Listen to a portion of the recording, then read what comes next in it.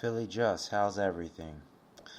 Just finished seeing your video on random thoughts on religion. You started off with number one with evolution. We didn't come from animals.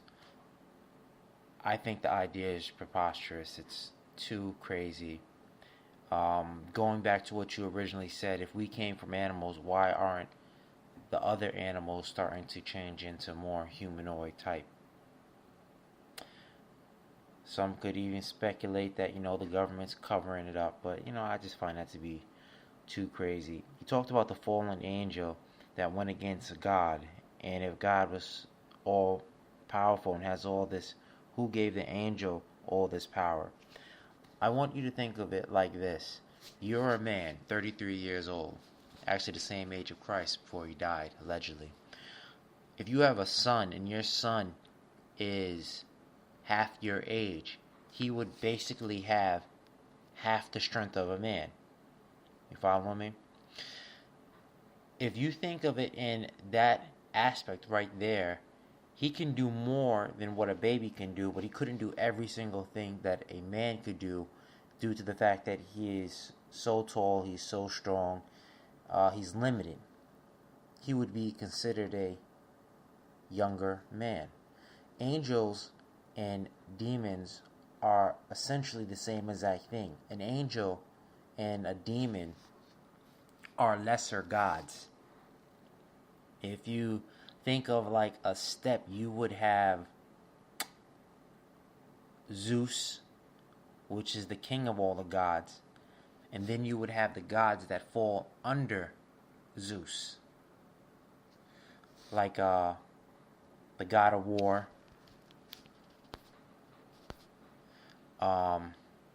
If you think of it like a corporation, you have the president, and then you have regional managers, area managers. They're all managers, but their power and their responsibility is different. It's regulated by the president of the company. So if you think of the angels in that aspect, they're gods to us, but they're not the God. To animals, we're gods. So when God made us in his image, we are God. If you really think about it. An image is not a direct copy. It's like a clouded mirror of sorts. Look at the definition of image. And I'm also going to put up the definition of copy. And you can see how they're similar, but they're not really exact. The definitions are coming from www.dictionary.com. I'm putting that up there so that you can see where I'm getting my information from, so we can be on the same exact page. So the next thing that you said was God is considered to be love. So therefore, if God has something that goes against the way he wants it to go, it's really evil, because it's not going in harmony with God. If you think of it that way right here, you have a family structure and everyone has to harmonize with each other. So if it's not going with the family structure, that person is usually the black sheep of the family. The same exact way that cancer can be inside the body, it starts to grow erratically, and now you have this big giant bump. With the big giant bump, they say it's best to cut it off. Or say if you have a arm or a leg and it has gangrene, it's part of the body, but it's not acting right and you can't heal it, you just got to cut it off. It says in the Bible that Noah had 3 sons.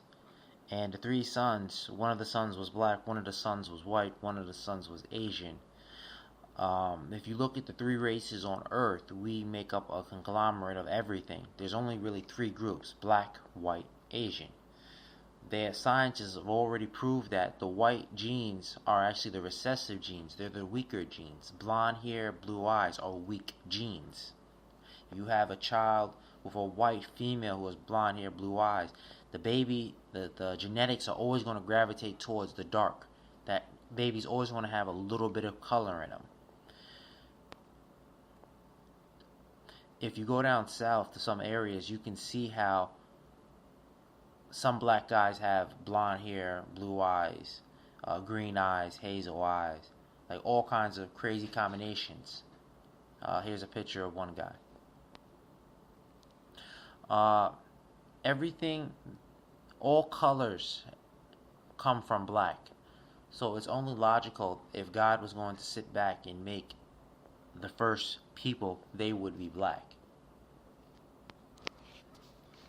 And just for the record, when we say Asian, I'm not necessarily really talking about Chinese, Japanese. I'm talking about more of the Mongolian type that basically broken down into the Indians from India and the Asians over there in Asia. The whole thing about free will, it's a catch-22. If you don't want to play along with God's plan, now you're shunned. Now you have to sit back and worry about not making it to heaven or coming back or anything else. If you gave us this free will, why would you do it? It doesn't really make sense. But one could argue the fact that God did not make humans to be imperfect, and He is setting a plan together for us to get along with His original purpose. You mentioned, was God a person? This is something that a lot of people get confused. The Catholic religion, sat back and made up a Trinity doctrine, basically saying that God, Jesus, and the Holy Spirit is one. Most churches don't teach that, nor is there any scripture that says that they are one. Jesus stated that the Father and Him are one, but it was in context and one in purpose. Example, your Father and you are one in purpose. People love to say, oh, God's plan, God has a way, God interfered, God saved me. I'm going to be honest with you, God doesn't interfere with nothing. He's sitting back and allowing things to play out so that He can prove His point. And the point that He's trying to prove to the angels that people do love Him. The faithful man Job was the first demonstration that people can love God without receiving things. The preachers, the pastors, the priests, essentially is the same exact thing. It's just different words from different religions. The Catholic religion sat back and was having priests allowed to get married, and when the priest passed away, the widower would have to take the Catholic religion to a trial, and they were arguing over the possessions of the priest, since people gave the priest everything. The Catholic religion said, no more, enough of this.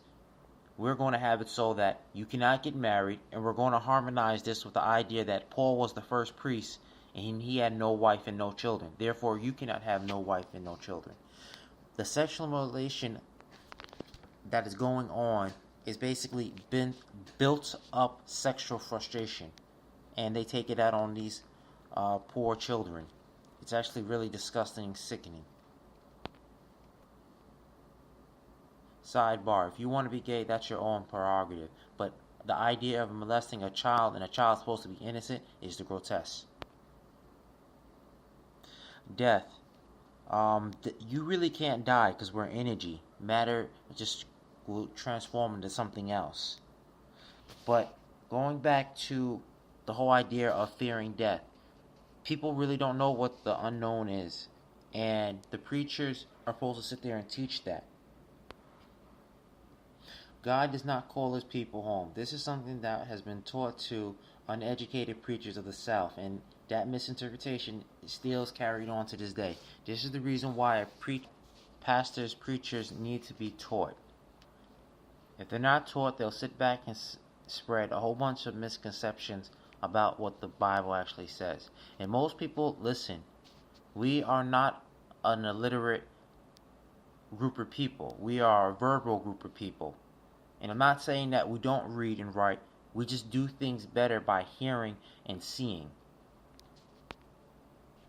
You expressed in one of your videos, you guys need to start uploading what you're trying to say because you're just not getting it out.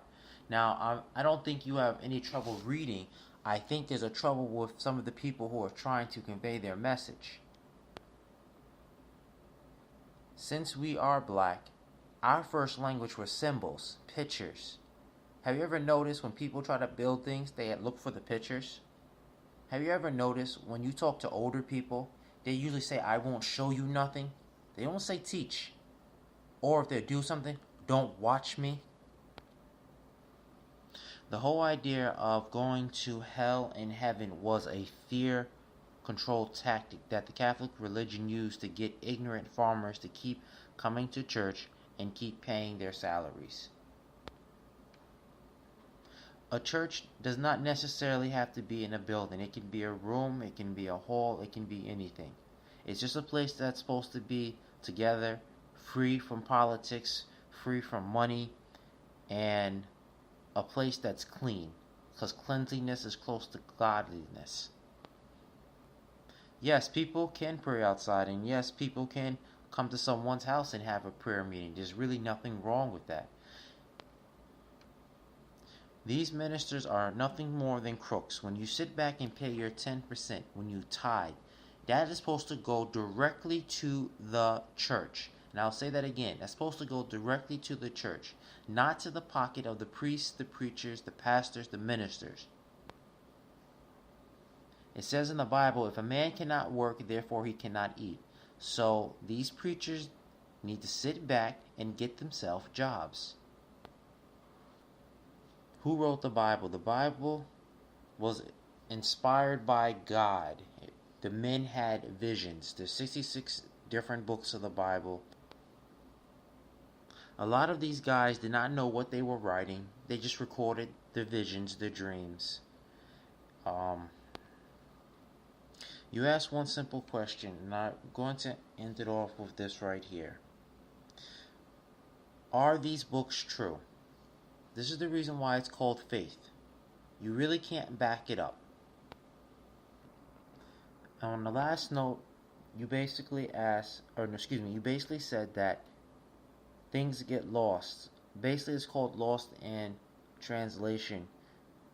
As I've been teaching myself Spanish, I've come to realize that you cannot directly copy one sentence to the next sentence. Like in English, you say, I am hungry. And Spanish, you say, yo tengo hambre, which means I have hunger, which is a possession of something. In English, you say you are hungry. How can you be hungry when you are who you are? I'm Richard. I'm not hungry. My mother didn't name me hungry. I should say I feel hunger, or hunger's with me. But in a messed up, butchered language, we say lines like I am mad, I am sad, I am angry. We embody it. So, can a lot of things be misinterpreted? Of course. Jesus' second coming, or third coming. Basically, after Jesus died, he came back, he was resurrected, saw the apostles, told them all things is possible, went back to heaven, flew up in the clouds. When he's coming back for the third time, he's basically coming for the war of Armageddon, and he's going to put an end to Satan's system of things. God's not calling no one for no army. He doesn't need our help.